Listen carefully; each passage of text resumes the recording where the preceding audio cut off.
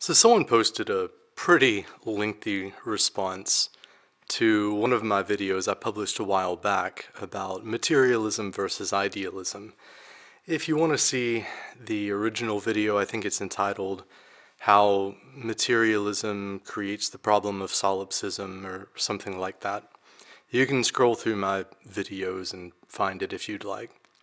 But he says, someone is not in tune with scientific progression, like abiogenesis.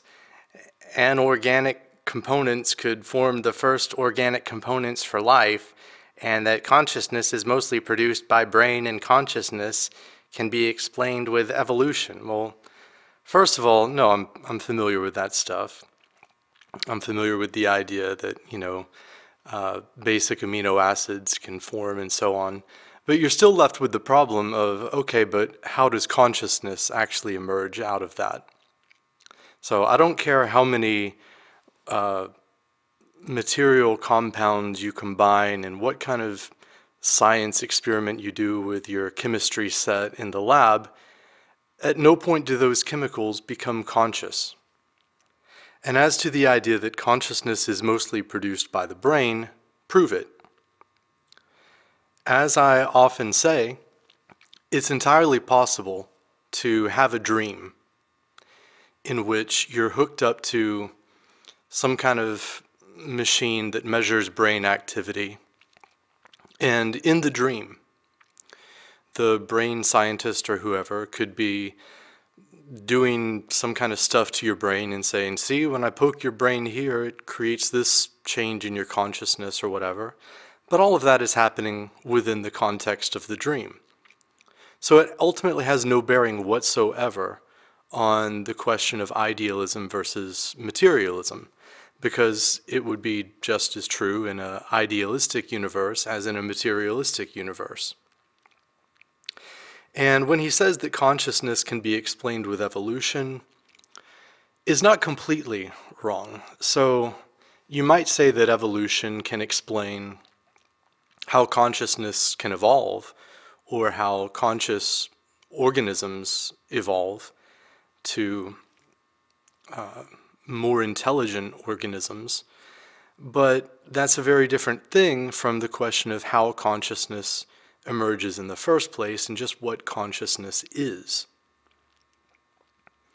He goes on, idealism are for mambo-jambo philosophers. Well, first of all, I don't want to be a grammar Nazi here or anything, but I think he probably means idealism is for mambo-jambo philosophers, whatever that means. And notice there's a little ad hominem attack here. So rather than actually dealing with my arguments for idealism and my very serious criticisms of materialism, he just says idealist or mambo-jambo philosophers or whatever, who just go on in an endless circle while the real materialist, aka scientist, show us that this universe is observable and can be explained. Well, first of all, in several videos I've explained how it's actually materialists that engage in circular logic. And he's engaging in circular logic right here. He is assuming the conclusion in his premise. So he is assuming that material things like brains exist and that they are the explanation for consciousness, when science and the empirical method can actually give him no basis for making this conclusion. He is simply assuming the conclusion in his premise. So he's the one engaged in circular logic here. As to his statement that this universe is observable and can be explained, I've never said otherwise. The universe is observable. But the fact that the universe is observable proves that there is an observer.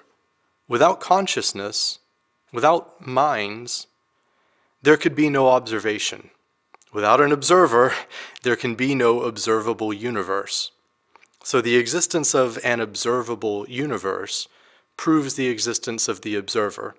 This is one of the central tenets of idealism.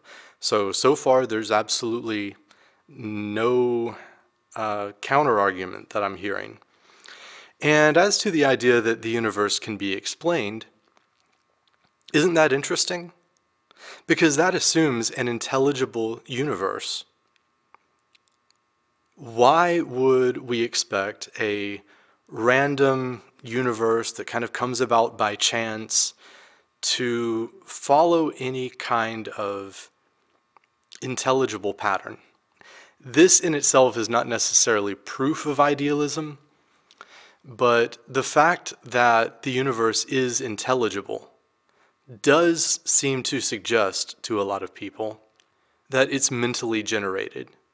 It's the product of some kind of intelligence, whether you think that's conscious intelligence or unconscious intelligence, doesn't matter. And I tend to view the universe as the creation of an unconscious intelligence, in much the same way that dreams are mentally generated. So dreams are created by intelligence, but they're not created by the conscious mind. The dreaming mind, of course, is the unconscious. So he's actually making the case for a Gnostic cosmology. But I responded to him, you don't understand the hard problem of consciousness, and you haven't actually rebutted a single point I raised. You just got triggered and emoted.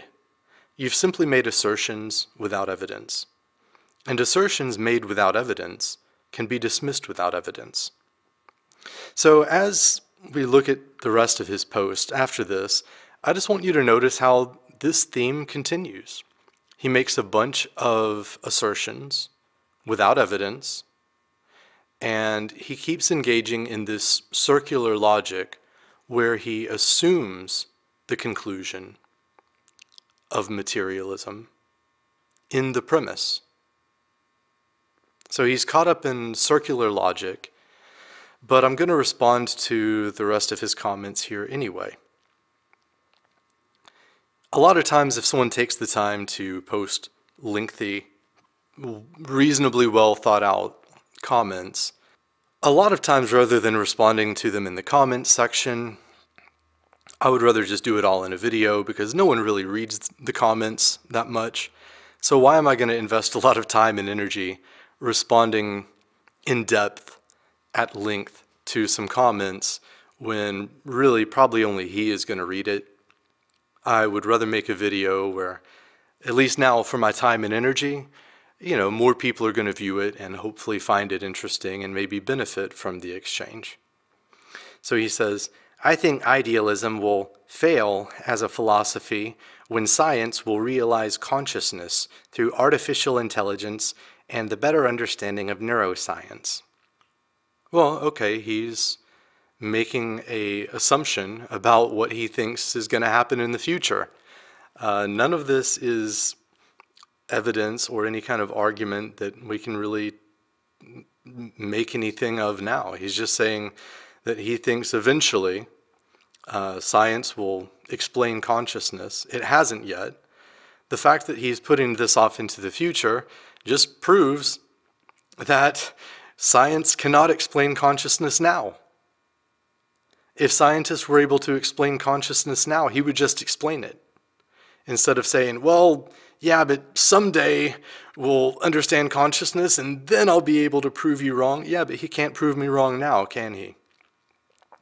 And as far as a better understanding of neuroscience, again, I was a psychology major. I don't have a PhD in neuroscience, but it's not like I'm ignorant of the research and so on. But there's nothing in neuroscience that can explain consciousness. You can explain brain activity.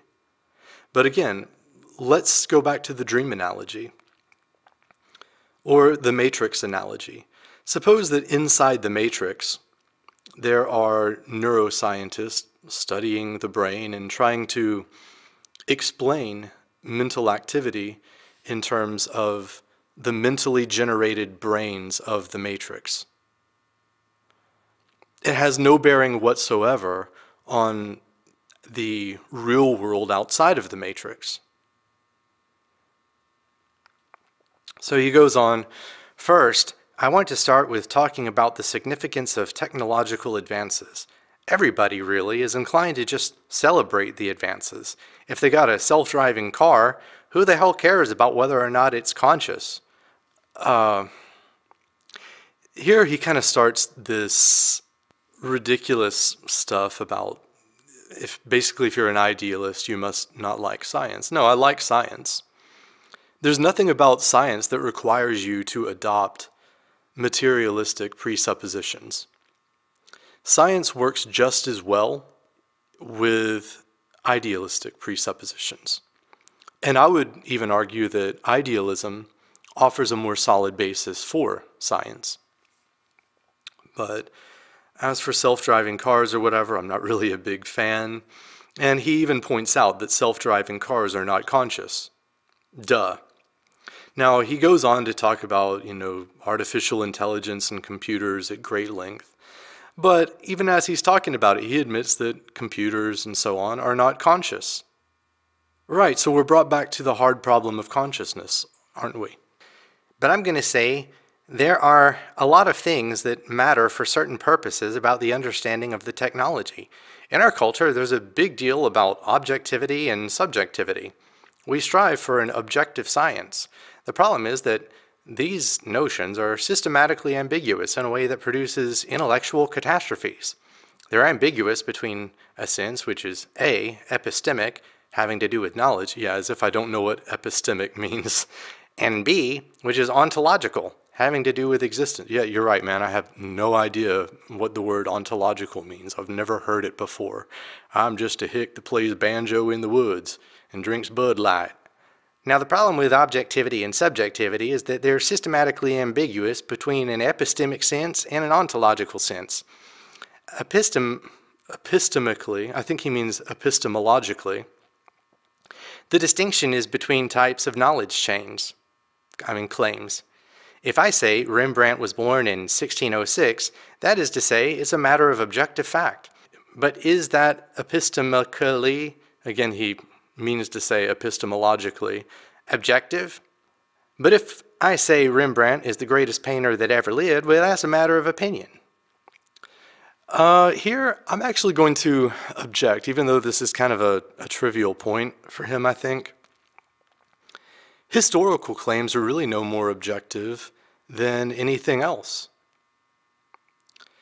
It is epistemologically subjective, because you are evaluating different historical claims and deciding which ones make the most sense to you, which ones you find the most convincing, and you're making up your mind subjectively. Now you could say, yes, it's an objective fact that, Rembrandt either existed or he didn't. He was either born in a certain year or he wasn't. So ultimately, historical facts may be sort of ontological or objective, but your knowledge of those facts is still basically subjective. And even in terms of your experience of the present, every event that occurs in the historical timeline, whether you're experiencing it now, or whether you're imagining it in the future, or remembering it, or hearing about it in the past, all of these things exist in your mind. The thought that Rembrandt was born in 1606 exists in your mind. And without the mind, there would be no thought that Rembrandt was born in 1606. And I'm not going to fact check him. I don't actually know what year Rembrandt was born, and I'm way too lazy to just look it up when it's such a trivial point here. But, as far as the idea that Rembrandt was the greatest painter that ever lived, is that actually completely subjective?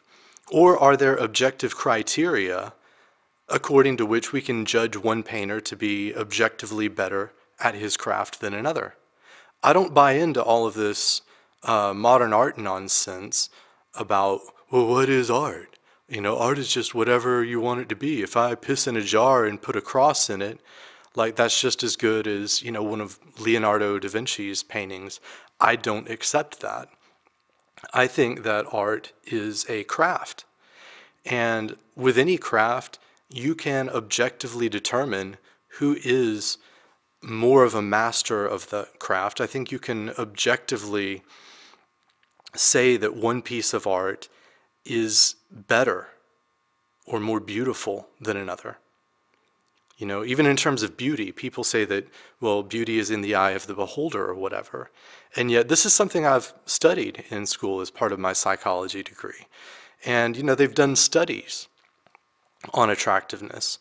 And when people are asked to rate faces as more or less attractive, it seems that, as a rule, faces are judged to be more beautiful the more closely they conform to the ratio of phi, or the golden ratio, 1.618, blah, blah, blah, blah, blah.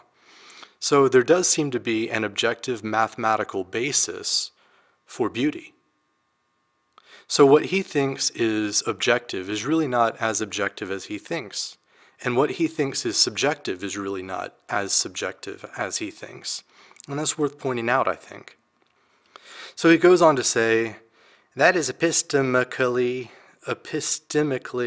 again, he means epistemologically, but what do I know? I'm just some dumb hick who plays banjo in the woods and drinks Bud Light. That is epistemically subject. I think he means subjective. But again, I don't want to be a grammar Nazi or overcorrect spelling errors, because look, I make grammatical errors and spelling errors when I'm posting online too. I'm just trying to type, I'm just trying to say something, so I don't want to make too much of that. He does seem like a smart guy, so I'm not trying to overly criticize him for grammatical and spelling errors. So we have epistemic objectivity and subjectivity. Underlying that is a distinction in modes of existence. Lots of things exist regardless of what anybody thinks. Mountains, molecules, and tectonic plates have a mode of existence that is ontologically objective. Well, is that actually true? If you were having a dream in which you were looking at a mountain range, does that mountain range exist objectively? Within the dream, you would think so, but only because you're ignorant of the fact that that mountain range is mentally generated by your unconscious mind. So all these things that he's talking about, mountains and molecules and so on, how can he be certain that those things are not mentally generated by the mind of God, or by the universal mind, or even by his own mind in some kind of solipsistic prison?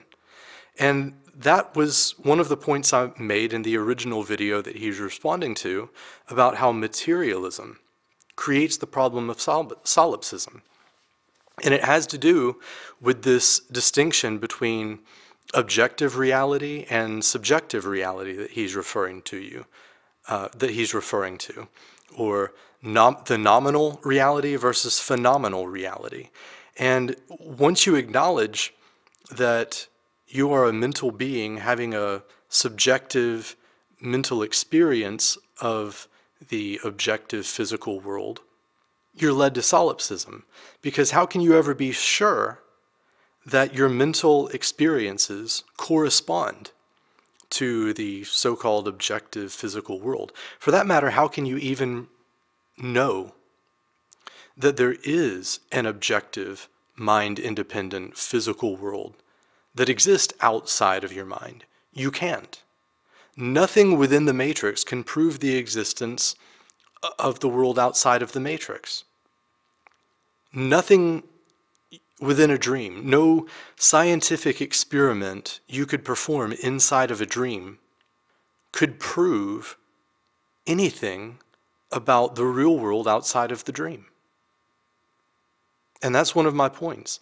Science cannot prove materialism. And science has no need to assume the premise that materialism is true. But he does that. He assumes his conclusion in his premise, and he doesn't see that it's a completely unnecessary and justified presumption. But pains and pickles and itches, I don't know what he means by pickles, but pains and itches, they only exist insofar as they are experienced by a subject. Well, that's kind of a curious thing for him to say.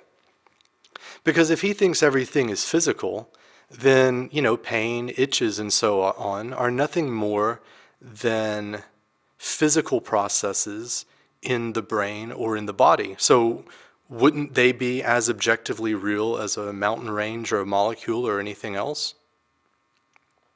I think what he's getting at is something that I would like to highlight, which is that the, kind of using his terms, sort of the objective element of pain, the activity that we can observe in the brain or in the nerves or whatever, is separate from the subjective experience of pain. If we were just machines, and it wasn't like anything to be us, then pain's no big deal, just something is happening in the physical organism. The problem with pain, of course, is that it's like something to be us, and we have subjective states of suffering that are associated with those physiological changes in the body. And simply observing the neural activity in the brain that correspond to the sensation of pain doesn't tell you what it's like to actually feel and experience the pain. They're two different sides of a coin. So you can't reduce one to the other. But that's what a materialist is forced to try to do. So a lot of the things he's bringing up, trying to, I guess, rebut me, are actually just proving my point, and he's shooting himself in the foot. But apparently he's not subjectively experiencing the pain that results from shooting himself in the foot, so he remains oblivious. So I want everyone seeing this comment to get that distinction, because it's very important, because, well, for a lot of reasons. But one is lots of phenomena that are ontologically subjective admit of an account which is epistemically, again, I think he means epistemologically, objective. So apparently he's addressing people that are reading the comments, but as I commented earlier, no one really reads the comments. His comment has absolutely 0 thumbs up. Either no one likes it, or more likely no one's read it other than me. So, next comment, by the way, this is kind of a pet peeve of mine. It irritates me a little bit when people leave like multiple comments. It makes it hard for me to keep up with and respond to. It's much easier if they're all kind of together. I also kind of prefer when people kind of stick to 1 or maybe 3 at most points per post.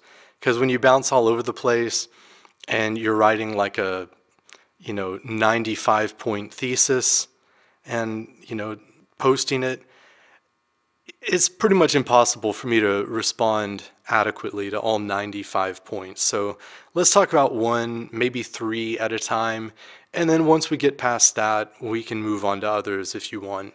But just realistically, I'm not able to engage in endless debate, in endless threads, with infinite number of bullet points on every video that I've posted. If I did that, I would never have time to post new content or to do anything else for that matter. But that's kind of a tangent. He goes on, I thought at first, superficially, well, why don't these neurologist guys solve the problem of consciousness? Well, that's a good question, isn't it? But science is objective, and you yourself admit that consciousness is subjective. No, I don't think I admit that. If anything, I'm saying that consciousness is the one thing that is truly objective. The one thing that for sure we can know objectively is that consciousness exists. And in the idealist view, consciousness, and of course thoughts and subjective mental experiences within consciousness, are all that exist. So objective reality is consciousness. Consciousness is objective. Now, the experiences, or the phenomenon, the things that we mistakenly call the material world and mistakenly believe to be mind independent, are actually subjective. So he's got it exactly backwards. He calls consciousness subjective, when in truth consciousness is objective. And what he calls objective is actually purely subjective and only exists within consciousness. So no, I certainly do not admit that consciousness is subjective. So there can't be a science of consciousness. Now you'll all recognize that's a fallacy of ambiguity. Well, no, I don't think anyone recognizes that, and he hasn't certainly made the case or identified any fallacy in any argument I've presented. Science is indeed epistemically, God, this is annoying, epistemologically objective because we strive for claims that can be established as true or false, independent of the attitudes of makers and interpreters of the claim. I don't know that that's true. Now you might say that scientific data and, certain facts are objective, but when scientists create theories, they're coming up with an explanation to explain the facts, and that is, by its nature, going to be an act of interpretation. So I don't even know that science is actually as objective as he thinks that it is. But epistemic objectivity of the theory does not preclude an epistemologically objective account of a domain that's ontologically subjective. Okay, my point is this. You can have an epistemologically objective science of consciousness, even though consciousness is ontologically subjective. Again, no, consciousness is ontologically objective. There's another distinction which is crucial, and that's between phenomena that are observer independent. Okay, this is going to get good, and he's about to get crushed. And there I'm thinking of mountains and molecules and tectonic plates. Okay, I've already explained that those things are not observer independent. He has a belief, an unjustified belief, that mountains and molecules or tectonic plates or whatever exist in a material, mind-independent reality outside of any consciousness. And he hasn't proven that. He's simply asserting it without evidence and without any compelling argument. How they exist regardless of what anybody thinks. But the world is full of stuff that matters to us that is observer relative. It only exists relative to observers and users. So for example, the piece of paper in my wallet is money. But the fact that makes it money is not a fact of its chemistry. It's a fact about the attitudes that we have toward it. So money is observer relative. No, at least not in the same sense that he's claiming about mountains or whatever. Regardless of your beliefs about money, it is still currency. So whether you subjectively perceive money as having value or not, I can still go spend it anywhere. So I don't know that he's really making the point that he thinks he's making. Money, property, government, marriages, universities, YouTube cocktail parties, and summer vacations are all observer relative. Well, again, no, not really. I mean, marriage is observer relative. So two people are not married unless everyone agrees that they're married. No, I mean, it's an objective fact that they got married. It's an objective fact that they signed a marriage contract. In terms of property, it's obviously not just observer relative, because otherwise how could you ever own property? If you go to court, you have to prove ownership, in some cases. Government is not exactly observer relative. Whether or not you believe the government exists, they are still going to tax you. They're still going to throw you in jail if you don't do what they tell you to do. I'm still going to get videos banned from YouTube if I don't obey their user policies, or if I say things that they don't really like. It doesn't have anything to do with my subjective opinions as an individual. And that has to be distinguished from observer-independent. Notice now, all observer-relative phenomenon are created by human consciousness. Well, I've pointed out that's not exactly true. Hence, they contain an element of ontological subjectivity, but you already know that you can have, in some cases, an epistemically, god damn it, epistemologically, objective science of a domain that is observer-relative. That's why you have an objective science of economics, even though the... Whoa. Oh, okay, yeah. I'm with him. I thought he was saying economics was subjective, and that's definitely not true. I mean, whether we're talking about microeconomics or macroeconomics, I mean, it is an objective fact that a company makes a certain amount of profit or goes bankrupt, for example. It's an objective fact that GDP goes up or goes down. It is an objective fact that you're earning enough to pay for your mortgage or you're out on the street. So he's not saying that's subjective though, I guess. So in general, observer-relative and hence contains an element of ontological subjectivity. You notice how he's trying to sort of use word salads to obscure the fact that he doesn't actually have anything to say. He's like, let me just throw a bunch of big words out constantly and use really complex grammatical structures that it would be difficult to diagram in English class or whatever, and then I'll hope that this confuses people enough so that they'll just assume that what I'm saying is really smart and definitely not completely idiotic. Anyway, a lot of the phenomena that are studied in cognitive science, particularly phenomena of intelligence, cognition, memory, thought, perception, and all the rest of it, have two different senses. They have one sense, which is observer-independent, and another sense, which is observer-relative. And consequently, ergo, vis-a-vis, we have to be very careful that we don't confuse those senses because many of the crucial concepts in cognitive science have as their reference phenomena that, God, I'm just getting bored with this now. I'm going to scroll through a little bit. Cognitive scientists about 20 years ago talked about artificial intelligence. Well, I mean, they're still talking about artificial intelligence. They had in there a theory about how computers could understand. Yeah, a theory. But where is a computer that can actually understand, or a computer that's actually self-aware? Point to it. Otherwise, what's the point of this? And the idea was that you give the computer a story, and then you ask a computer questions about the story. And the computer would give the correct answers to the questions, even though the answer was not contained in the story.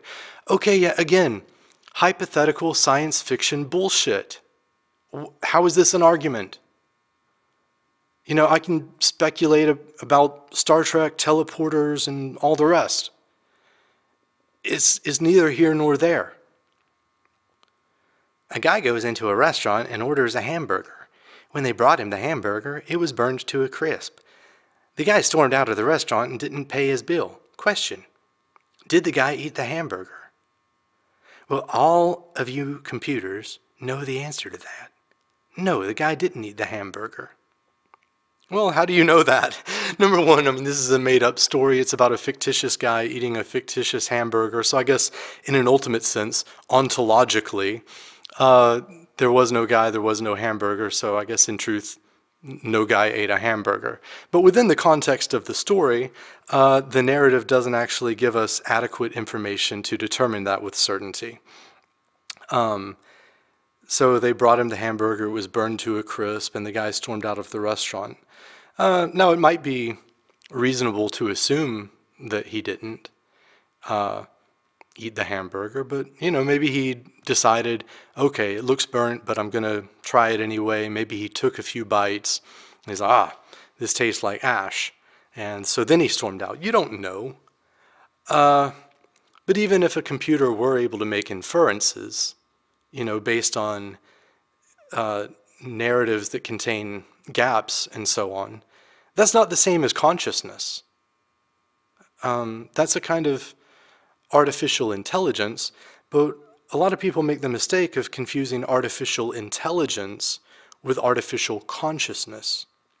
So there's a difference between information processing and subjective states of experience. The question remains, regardless of what kind of information processing power a computer has, is it like anything to be the computer? If not, then the computer lacks subjectivity. No matter how much artificial intelligence it has, it does not possess consciousness. It does not possess subjectivity. So the hard problem of consciousness remains, and the question of artificial intelligence is ultimately irrelevant to it. Now the point was that this proves that the computer really understands the story. No, again, this is hypothetical anyway. He's talking about science fiction, something that doesn't even exist. And he's saying that this hypothetical, fictitious example would prove something that it actually doesn't. So there's two problems with his argument there, at least. Depends on what you mean by the computer understands the story.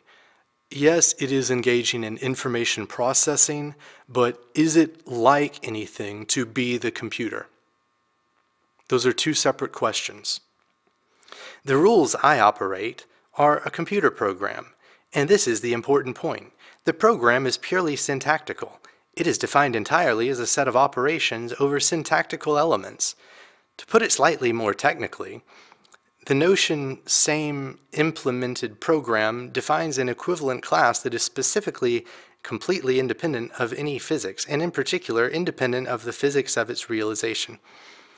I'm going to call that just a word salad, and I'm going to suggest that even he doesn't know what that long run-on sentence actually meant.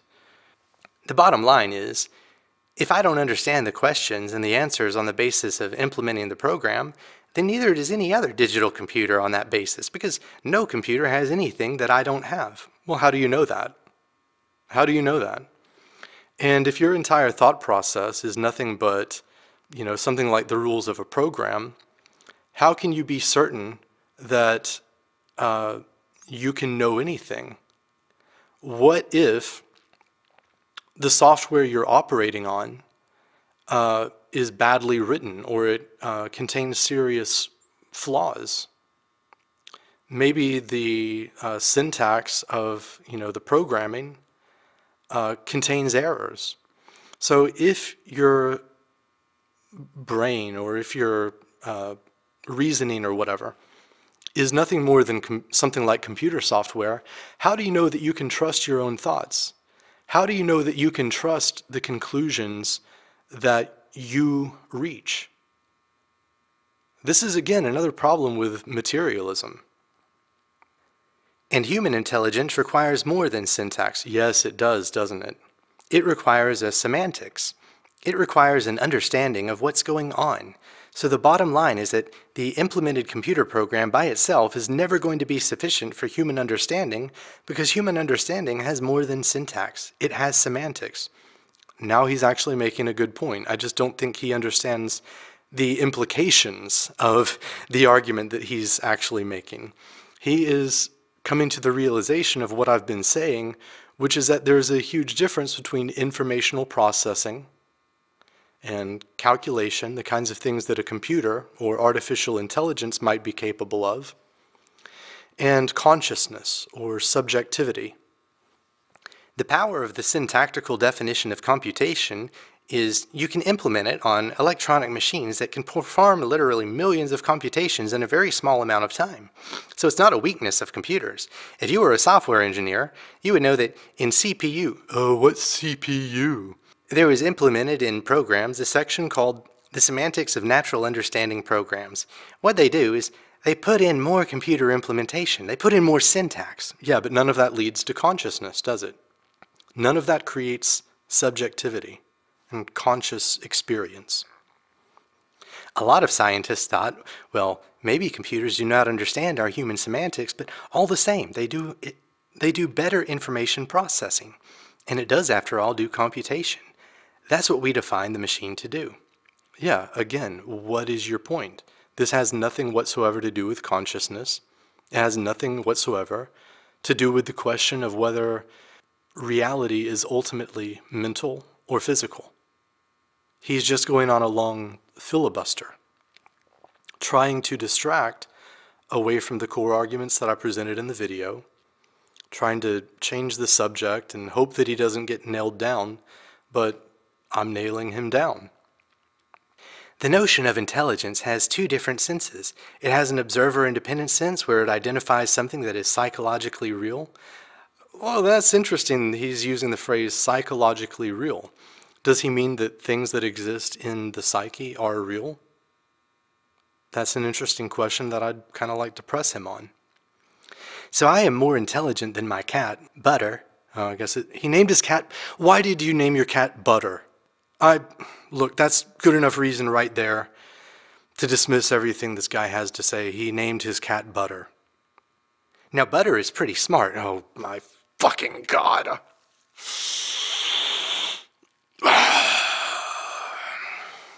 Now, Butter is pretty smart, I agree, but overall, I'm smarter than Butter. Again, I'm calling bullshit on that.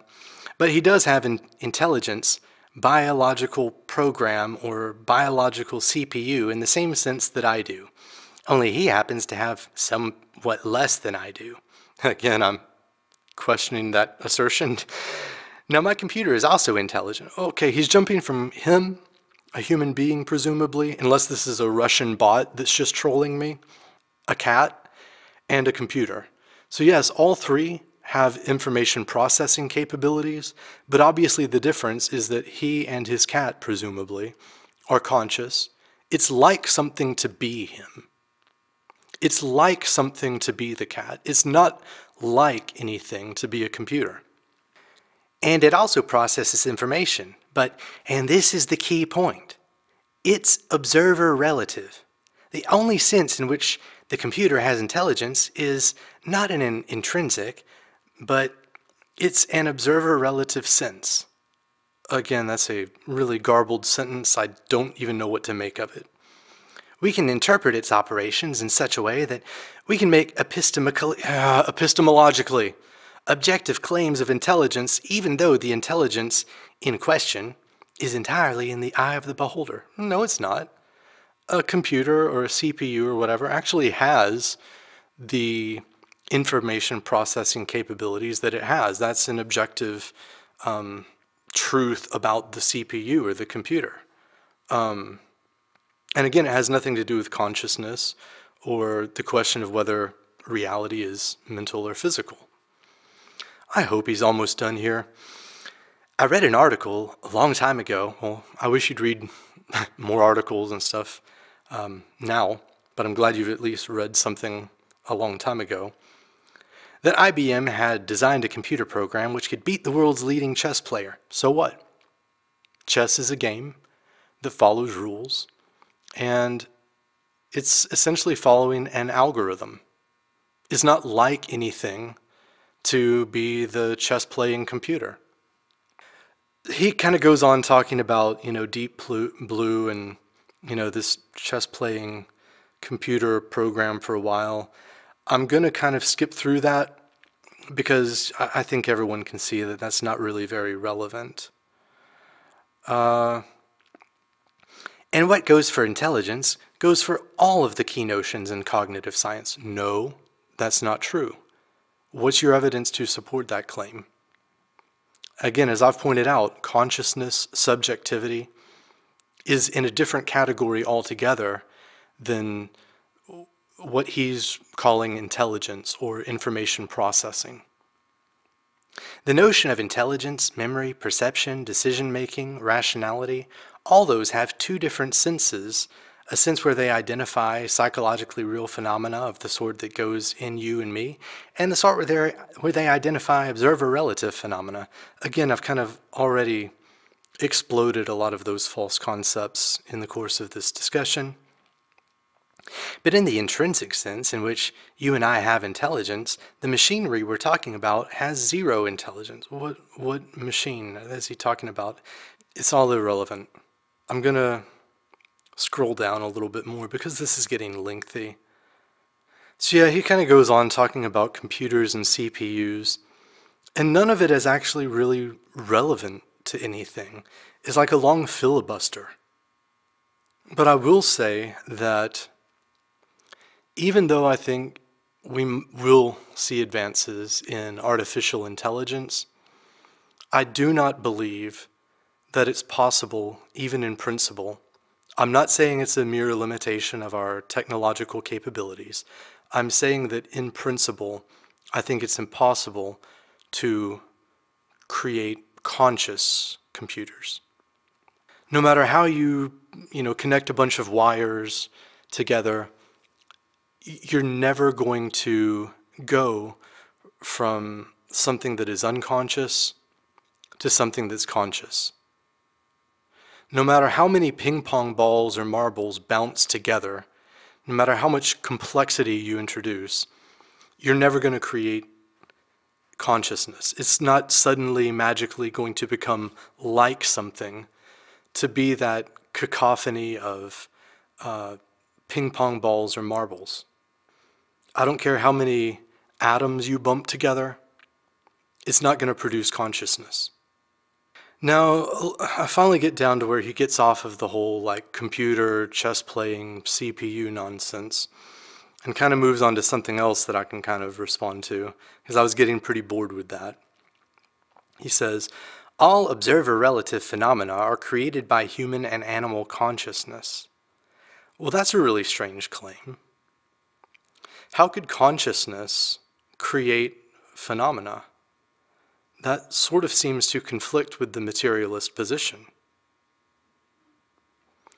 But the human and animal consciousness that creates them is not itself observer-relative. Now, it's interesting because surely he's not saying that the subject actually creates pain. I think what he's saying is that he experiences the subjective feeling of pain, and that mental perception is what makes it real. It exists as a mental perception, which is exactly my assertion. I just take it to its logical conclusion, whereas he fails to do so. So there's an intrinsic mental phenomena, the consciousness of the agent, which creates the observer-relative phenomena. Again, within his materialistic worldview, I'm not sure what he means by saying that minds create phenomena. So his worldview is completely muddled and confused and self-contradictory and inconsistent and ultimately incoherent. And when you get any materialist talking about the hard problem of consciousness especially, you see how quickly it all falls apart, just as we're observing here. But the consciousness that creates observer relativity is not itself observer. Wait. To try to translate this into the way I might say it, it sounds like he's saying that the observing self is not observer relative. So again, he's coming back and agreeing with me and basically saying that the observing self or consciousness is objective. If it's not observer relative or subjective, as you might call it, then it's objective. So notice how he is running around in circles and eventually ends up being forced to acknowledge that I'm right. It is in our brains, which is a biological part, material. Again, how do you know that? If you were inside the matrix, and inside the matrix you went into, have brain surgery. The brain they're operating on inside of the matrix would be a product of the matrix. Okay, it has no bearing whatsoever on the real world. To try to explain your consciousness in terms of the brain which exists inside the matrix is completely ridiculous. The brain that exists inside the matrix is a mere mental perception.